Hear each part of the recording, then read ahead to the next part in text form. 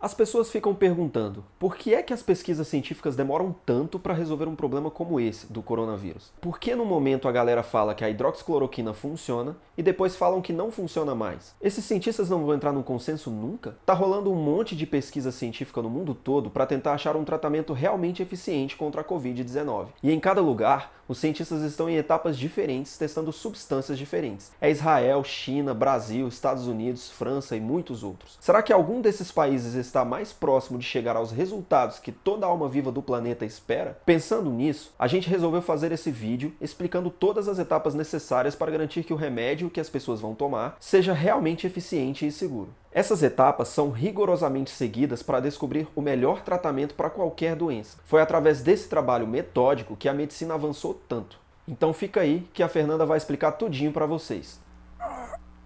Primeiro, vamos entender o que é tratamento. O tratamento é qualquer meio que tenha a finalidade de curar ou, quando a cura não é conhecida ou quando ela não é possível, aliviar enfermidades, aliviar os sintomas de algo que já existe, de algo que já foi diagnosticado. Pode ser um tratamento médico usando um medicamento ou uma cirurgia, por exemplo. O tratamento ele pode ser para eliminar a causa da doença, quando isso é possível, ou para aliviar os sintomas e trazer qualidade de vida quando a cura não é possível. No caso da Covid-19, ainda não há nenhum tratamento específico, oficial ou curativo. O que tem sido feito é dar suporte para o corpo, controlando os sintomas, enquanto o próprio corpo combate o vírus. Os detalhes desse suporte eles estão no protocolo de tratamento do novo coronavírus, publicado pelo Ministério da Saúde. Então, se não existe um tratamento específico e curativo, quanto tempo e quais seriam as etapas para desenvolver um novo tratamento? Para cada medicamento comercializado, podem ter sido testadas 10 mil substâncias diferentes nas fases iniciais, envolvendo o custo de bilhões de dólares e etapas que podem levar juntas mais de 10 anos. Todo esse processo ele envolve pesquisas, testes iniciais in vitro e in vivo e testes em humanos durante a parte dos ensaios clínicos. E o que são essas etapas? Na fase inicial de pesquisa, empresas farmacêuticas, em conjunto com startups, universidades ou centros de pesquisas, buscam encontrar uma molécula promissora que possa se tornar uma nova droga.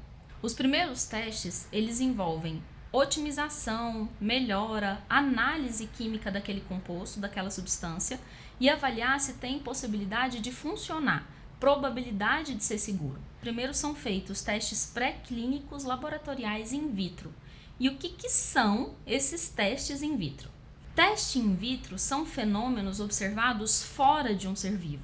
Aqui não é possível eu falar da segurança ou do comportamento da substância no corpo humano, porque o corpo humano ele é um universo cheio de moléculas, de substâncias que podem mudar todo o comportamento do medicamento que está sendo testado. Nessa fase, o pesquisador tira a célula do corpo e analisa essa célula de forma isolada, para ver o efeito da droga nessa célula. Mesmo assim, essa é uma fase muito importante, porque ela permite avaliar o efeito isolado dessa substância que está sendo testada e dizer que aquele efeito ele foi por conta da substância e não por influência de outras coisas do organismo, por exemplo. Aquele estudo de Israel que está todo mundo falando sobre os anticorpos que neutralizam o vírus, ele está nessa fase. A próxima etapa são os testes em animais, os testes in vivo.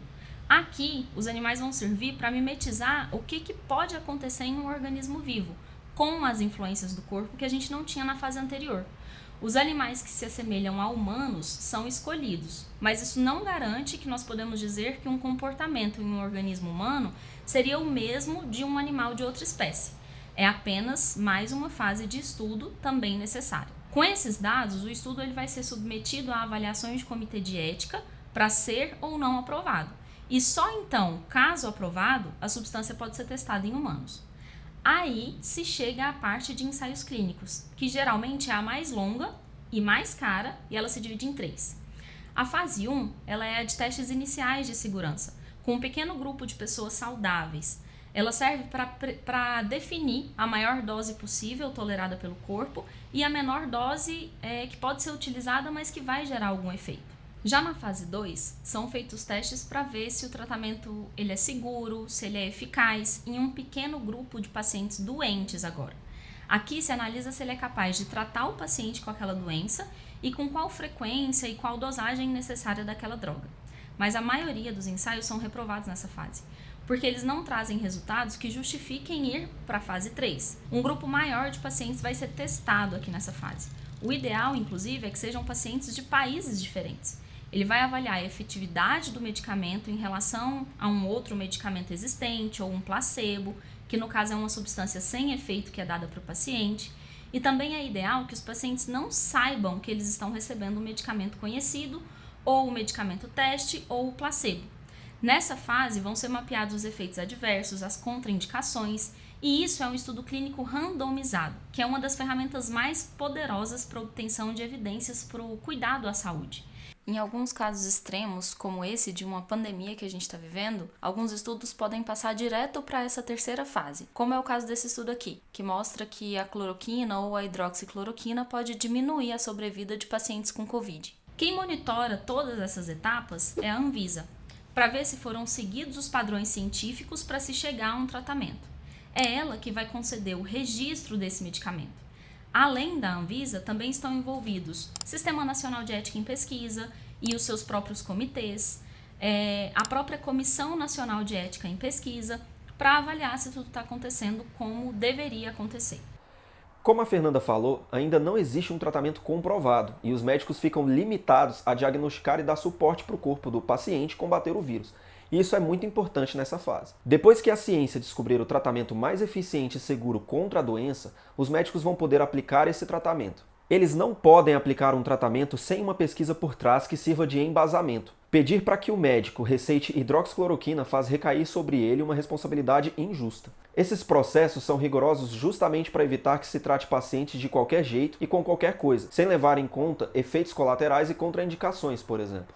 São necessários esforços voltados para a ciência, para a pesquisa e para o desenvolvimento, para acelerar e dar possibilidade para esses estudos. A gente precisa olhar para a seriedade da pesquisa e da ciência. Não adianta querer extremos, exigir um sim ou não como uma resposta rápida, quando a gente está de frente a extensos estudos, análises, para poderem nos dar respostas seguras de fato.